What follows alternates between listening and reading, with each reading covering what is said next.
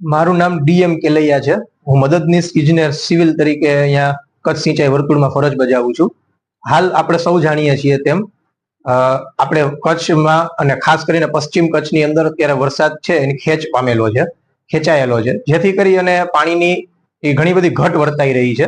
તો તેની અંદર આપણે જોઈએ તો આપણી પાસે છે ને ટોટલ 170 નાની સિંચાઈ યોજનાઓ અને 20 મધ્યમ સિંચાઈ યોજનાઓ આવેલી છે. તો એની અંદર આપણે જોઈએ તો જનરલી 8 સિંચાઈ યોજનાઓ છે, મધ્યમ સિંચાઈ યોજનાઓ, તેમાં પાણી ખાસું એવું હજી અવેલેબલ છે. 40% ઉપર પાણી આપણો ડેમ ભરેલો છે. અને એક આપણે જે છે આપણે રાપરના ફતેહગઢ ડેમ તે એક ઓવરફ્લો થયેલો છે.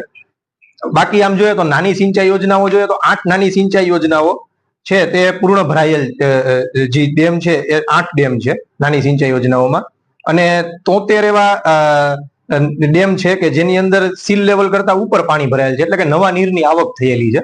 અને આપણે જોઈએ તો 89 ડેમ એવા છે હજી કે જેની અંદર નવા નીરની આવક ખાસી જણાયેલ નથી, સીલ લેવલ કરતા પાણી ઉપર ગયેલ નથી. તો હાલની અંદર જો વરસાદ ખેંચાય તો પશ્ચિમ કચ્છનો વિસ્તાર છે તેને તકલીફ પડે એવું અત્રેથી માનવું છે. પણ આપણે એવી આશા રાખીએ કે આગામી દિવસોમાં વરસાદ સારો પડશે. અને અધરવાઇઝ પણ આપણે 1MF લિંકોના કામો ચાલુ છે, તો જેનાથી જો મધ્ય ગુજરાતમાં પણ સારો વરસાદ પડે, નર્મદા ડેમમાં પાણીની આવક થાય તો પણ આપણને એમાંથી 1 મિલિયન એકર ફીટ જેટલું પાણી છે તે સરકારશ્રીએ આપણને વાપરવા આપ્યું છે. તો એ 1MF જેવું જે લિંકોનું પાણી છે તે પણ આપણે ઉપયોગમાં લઈ શકીએ તેવી અત્રેથી સઘન મહેનત કરવામાં આવી રહી છે. અત્યારે તંત્ર સજાગ છે, એટલે બહુ વધુ ચિંતાજનક વિષય નથી. ખાસ વાત કરવામાં આવે તો પશ્ચિમ કચ્છમાં કયા કયા ડેમો જે છે તે ખાલી જોવા મળે?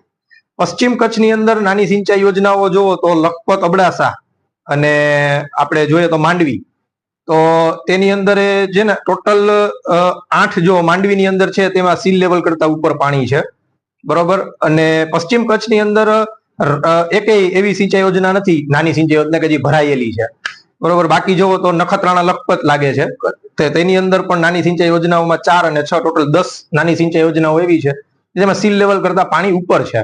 પણ સાચું બાકી આમ જોવો તો મધ્યમ સિંચાઈ યોજનાઓમાં જોઈએ તો મિટ્ટી ડેમ છે, તો તેની અંદર 31% હજી પાણી અવેલેબલ છે.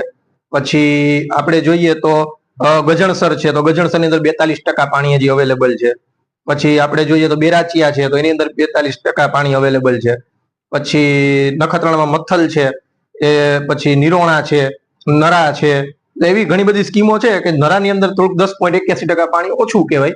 પણ આપણે નવો વરસાદ આવશે તેમાં આ બધી સિંચાઈ યોજનાઓ છે જે તે ભરાશે અને ખેડૂતોને અને પશુપાલકોને તેનો પૂર્ણ લાભ મળશે એવી અત્રેથી કેવું છે.